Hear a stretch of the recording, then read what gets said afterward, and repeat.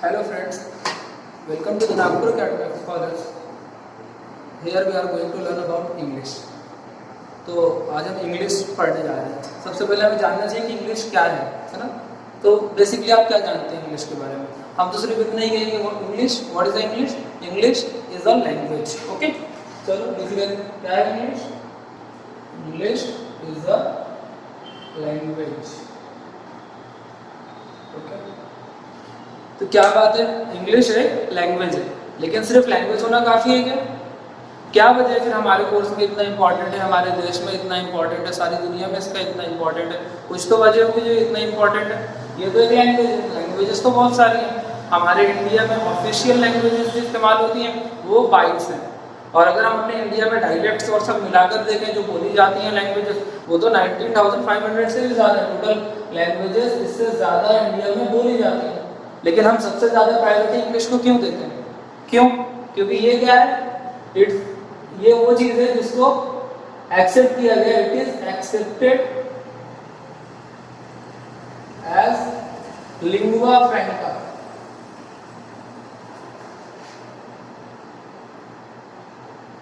किस तरह से, किस रूप में इसको ले लिया गया है? इसको एक लिंगुआ फ्रैंका के रूप में लिया गया है। अब आप कहेंगे लिंगुआ फ्रैंका क्या है? लिंगुआ फ्रैंका क्या है ये जानना चाहिए हमें। ये टर्म तो बहुत पहले है, 1700s के अराउंड में, 1700s के अराउंड में ये टर्म इस्तेमाल की गई थी फ्रांस के जरिए, लेकिन हमें उन डिस्कशन में नहीं जाना है। इसको 1900s के अराउंड में इस काम के लिए लिया गया था कि जो अलग अलग कॉन्टिनेंट्स में रहने वाले, अलग अलग कंट्रीज में रहने वाले किसी एक पर्टिकुलर लैंग्वेज में बात करते थे, मतलब अलग अलग देशों में रहने वाले, जैसे हम इंडिया में रहते हैं तो हमारी लैंग्वेज क्या है? मदर टंग है हिंदी, उर्दू, पंजाबी, इस तरह की बहुत सारी लैंग्वेजेस हमारी हैं। प्राइम लैंग्वेज हिंदी होगी, लेकिन अगर हम यहाँ से दूसरे कंट्रीज को देखें तो चाइना में चाइनीज लैंग्वेज है, जापान में जापानीज लैंग्वेज है, अरब में अरबी लैंग्वेजेस है, यूरोपियन कंट्रीज में इंग्लिश लैंग्वेज है। तो हर अलग अलग देशों में हमारे अलग अलग तरीके की लैंग्वेजेस इस्तेमाल होती हैं। तो हम क्या करें, अगर हमें पूरी दुनिया से डील करना है तो हम हर देश की लैंग्वेज सीखेंगे क्या? नहीं, हम हर देश की लैंग्वेज नहीं सीख सकते। ऐसे जब मैं सिर्फ बता दूं कि इंडिया में अगर 19,500 लैंग्वेजेस बोली जाती हैं तो पूरे वर्ल्ड में तो ये बहुत ज़्यादा 6 to 7 lakh languages near about पूरी दुनिया में इस्तेमाल होती है। तो आप इतनी याद कर सकते हैं, सीख सकते हैं? नहीं। फिर भी हमें जब डील करनी है तो हम क्या करेंगे, हमें एक ऐसी लैंग्वेज सीखनी होगी जो सब लोगों से डील करने में फ़ायदा हो। किसी भी देश का हो तो हम उस देश के लोगों से एक बेसिक लैंग्वेज जो बीच में हमारे लिए एक ब्रिज का काम करे, ब्रिज लैंग्वेज जो बनेगी। एक ब्रिज बनता है ना, दो नदियों के ऊपर ब्रिज बना देते हैं, नदी के ऊपर दो इलाकों को जोड़ने के लिए, दो शहरों को जोड़ने के लिए। तो वो जो ब्रिज होता है वो क्या करता है, लोगों को जोड़ता है। इसी तरह हमें एक बेस कम्युनिकेशन के लिए एक लैंग्वेज चाहिए थी, तो वो लैंग्वेज हमारी इंग्लिश हो गई है, जिसको सारी दुनिया ने लिंगुआ फ्रैंका की तरफ एक्सेप्ट कर लिया। तो लिंगुआ फ्रैंका वही ब्रिज लैंग्वेज है जो अलग अलग रहने वाले लोग इस्तेमाल कर सकते हैं, मतलब उनके बीच में कॉमन कम्युनिकेशन कैरियर हो जाता है। इसीलिए हमारे लिए इंग्लिश इतनी ज़्यादा इंपॉर्टेंट हो जाती है। अब हमारे पास बात यह है सोचने की कि इंग्लिश कितनी इंपॉर्टेंट है। इंग्लिश आपको बेसिक स्कूल से लेकर फाइनल, मतलब सिर्फ आपको स्टडीज़ में ही नहीं, आपकी सोशल लाइफ में भी बहुत ज़्यादा इंपॉर्टेंट रोल प्ले करती है। हम इसे स्कूल लेवल पर भी पढ़ना हमारे लिए ज़रूरी है, और स्कूल के बाद भी अगर आप जा चुके हैं तो भी आपके लिए बहुत ज़्यादा ज़रूरी है for the purpose of communication. तो हमने क्या पढ़ लिया? English is a language and which is globally accepted as lingua franca. अब हर जो लैंग्वेज है उनके अंदर कुछ लेटर्स होते हैं, अक्षर होते हैं, है ना। तो अब यहाँ पे इंग्लिश के अंदर कितने हैं? वो 26 लेटर्स हैं, 26 लेटर्स हैं। थोड़ा सा बेसिक लेते हुए चलते हैं, हर किसी ने पढ़ा है, क्लास 1 की बात है, लेकिन फिर भी हम इसको स्टार्ट कर रहे हैं तो हम यहाँ पर इन बातों को डिस्कस कर लेते हैं। इस 26 लेटर के अंदर कुछ वॉवेल्स हैं, कुछ कॉन्सोनेंट्स हैं। तो वॉवेल्स कौन से हैं? सबसे ज़्यादा मशहूर वॉवेल्स हैं 5। कौन कौन से? ए, ई, आई, ओ, यू, ये 5 वॉवेल्स हैं। लेकिन कभी कभी जो वाई है it is also consider as vowel. So ये हमारे जो वॉवेल्स हैं ये टोटल 6 वॉवेल्स हो गए।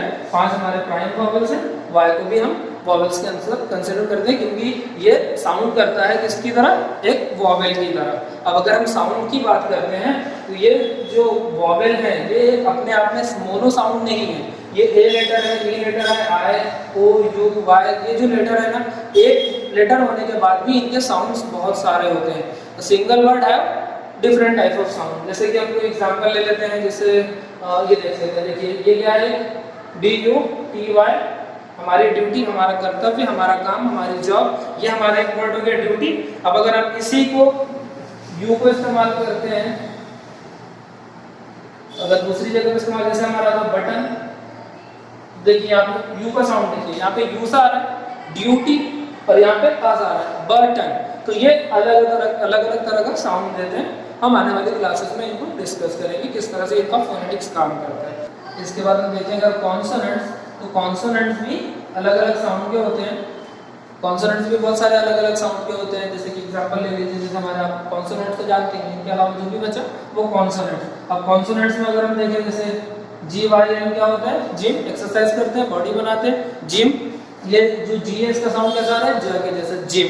अगर हम इसी को यहाँ पर देखें, GOT, गॉट, गा का साउंड आ रहा है, ग और ज, ये साउंड किस तरह से आ रहा है, ये ऐसा एक ही वही कॉन्सोनेंट है लेकिन साउंड अलग तरीके से कर रहा है। तो ये सब चीजें कैसे हैं, इनके साउंड पर डिफरेंस है, लेकिन इनके अंदर लेटर कॉमन ही इस्तेमाल हो रहा है। तो ये हमारे हो गए वॉवेल्स, ये हो गए हमारे कॉन्सोनेंट्स। अब इन जो लेटर और कॉन्सोनेंट्स हैं, मतलब हमारे जो लेटर्स हैं, वॉवेल्स और कॉन्सोनेंट्स, इनसे मिलाकर क्या बनते हैं, वर्ड्स बनते हैं। क्या बनते हैं हमारे वर्ड्स। वर्ड्स क्या होते हैं, जो स्पोकन किए जाते हैं, जो बोले जाते हैं शब्द, वो होते हैं। हम किसी से बात करेंगे तो उनसे हम ABCD से बात नहीं कर सकते, ABCD, एक दो लेटर काम आ सकता है, ए, तो वो बाकी और नहीं चल पाएंगे। तो इसीलिए हमारे पास जो लेटर्स हैं वो बात करने के लिए काफ़ी नहीं है, हमें उनको उनका एक ग्रुप बनाना पड़ेगा जिससे वो वर्ड बनेंगे। जैसे कि हमने बोल दिया एंड, APPL, एप्पल। तो ये हमारे जब वर्ड बनेंगे तब हम उनको बोलने के लिए इस्तेमाल करेंगे। वो क्या होते हैं हमारे लिए, वर्ड्स हो गए।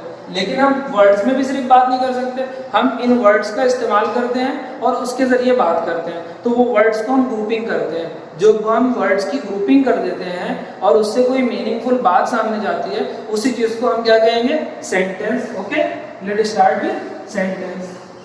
क्या पढ़ना है, sentence, sentences.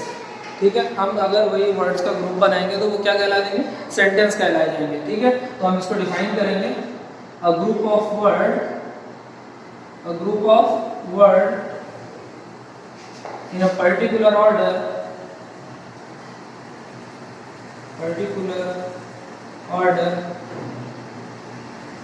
having complete and meaningful sense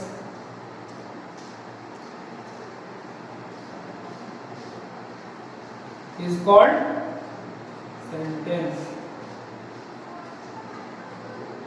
Okay, a group of word in a particular order having complete and meaningful sense is called sentence. Sentence होने के लिए क्या क्या जरूरी है, कि वो ग्रुप ऑफ वर्ड हो लेकिन एक पर्टिकुलर ऑर्डर में हो, जिस तरह के उनके ऑर्डर होते हैं और उनके जो मीनिंग हो, कंप्लीट और मीनिंगफुल सेंस उससे मिलना चाहिए। तो अब अगर हम देख रहे हैं कि सेंटेंस ही है, तो अब हमने देखा कि सेंटेंस मतलब हम जो भी बातें बोलते हैं वो सारे क्या होते हैं, सेंटेंस होते हैं। अब हम इनको थोड़ा सा कुछ ग्रुप बनाते हैं, इनको क्लासीफाई करते हैं। So we will let start with the classification of sentence. Classification of sentence. Classification of sentence के अंदर हम देखेंगे कि जो भी बात हम बोल रहे हैं वो सेंटेंस होती है। अब आप बातें किस तरह की बोलते हैं, कुछ बातें आपकी ऐसी होती हैं जो आप सामने वाले को एक इंफॉर्मेशन दे देते हैं। What kind of sentences that, first जो आपकी जो बात है वो सामने वाले के लिए एक इंफॉर्मेशन कहलाएगी। मतलब आप एक स्टेटमेंट उसको दे देंगे, एक स्टेटमेंट आप उसको दे देंगे, एक असर्शन उसको कर देंगे।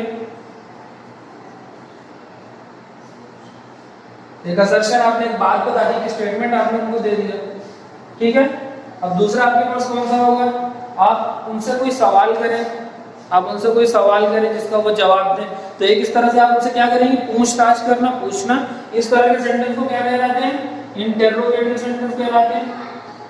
इंटेरोगेटिव सेंटेंस कहलाते हैं जिसमें आप उनसे किसी तरह का सवाल करते हैं। ओके, जिसमें आपको इन्फॉर्मेशन उनसे कुछ मिलने वाली है। और किस तरह के सेंटेंस हो सकते हैं, जिसमें आप लोगों पर ऑर्डर करते हैं किसी चीज़ का, या किसी चीज़ के लिए रिक्वेस्ट करते हैं, या किसी चीज़ के लिए आप प्रोहिबिट करते हैं, मना करते हैं। तो मतलब आप किसी पर किसी तरह का हुक्म चला रहे हैं। तो ऐसे सेंटेंसेस जो होते हैं उनको हम कहते हैं इंपेरेटिव सेंटेंस। इंपेरेटिव सेंटेंस हो गए। इसके बाद हमारे पास कौन सा है, जिसमें हम अपने फीलिंग्स को एक्सप्रेस करेंगे, जिसमें हम अपने फीलिंग्स को एक्सप्रेस करें। ऐसे कौन से सेंटेंस हो सकते हैं जिसमें हम अपने खुशी को, दुख को, जिसमें हम अपने जाहिर करें, उन सेंटेंसेस को हम कहते हैं एक्सक्लेमेटरी सेंटेंस।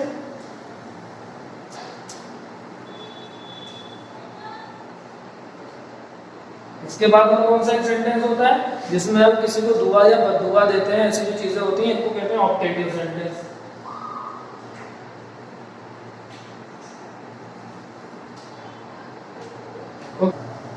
ये 4 प्राइम टाइप्स ऑफ सेंटेंस हो गए, ये खास होते हैं। इसके बाद एक और आता है 5 नंबर, इसका ऑप्टेटिव है। इस तरह के और सेंटेंस होते हैं, एम्फैटिक सेंटेंस वगैरह वगैरह, वो पढ़ाई के अंदर ज़्यादा इस्तेमाल नहीं होते, लेकिन हम उनको आने वाले वक्त में डिस्कस कर लेंगे। सो हम इसके बाद नेक्स्ट क्लास में स्टार्ट करेंगे कि इस तरह वाले सेंटेंसेस को क्या कहते हैं। जैसे कि हमारा जो स्टेटमेंट वाला है, इसको हम कहते हैं assertive sentence. Assertive sentence, okay. Assertive sentence, interrogative sentence, imperative sentence और एक्सक्लेमेटरी सेंटेंस। इंटरोगेटिव के अंदर क्या होगा, क्वेश्चन होने वाला है। आप ये बात ध्यान में रखिए कि क्वेश्चन किया जाएगा तो उसको इंटरोगेटिव कहते हैं। पुलिस वाले इंटरोगेशन करते हैं, इंटरोगेट वर्ड होता है, पूछताछ करना, जांच पड़ताल करना, वो सब होता है इसके अंदर। इंटरोगेशन के अंदर इंटरोगेटिव सेंटेंस कहलाता है। इंपेरेटिव के अंदर क्या होने वाला है, हमने आपको बताया कि किसी तरह का ऑर्डर हो, रिक्वेस्ट हो, प्रोहिबिटेशन हो, ओके। देखते हैं अगर हम इसके अंदर कहते हैं ऑर्डर हो या रिक्वेस्ट हो या प्रोहिबिटेशन हो, यानी मना करना किसी चीज के लिए, ओके। और एक्सक्लेमेटरी सेंटेंस के अंदर क्या होगा, expression of feelings, okay. Feelings कौन सी हो सकती हैं, दुख की हो सकती है, खुशी की हो सकती है और सरप्राइज की हो सकती है। ऐसी और भी चीजें होती हैं। जब हम उस सेंटेंस को पढ़ेंगे तब हम उन चीजों को ध्यान दे देंगे। सबसे पहले हमने क्या देखना है, असर्टिव सेंटेंसेस, उसके बाद देखेंगे इंटरोगेटिव सेंटेंस, उसके इंपेरेटिव सेंटेंस, उसके बाद एक्सक्लेमेटरी सेंटेंसेस। हम नेक्स्ट क्लास में इन पर डिस्कशन करेंगे और इनके टाइप्स को देखेंगे। Thank you very much.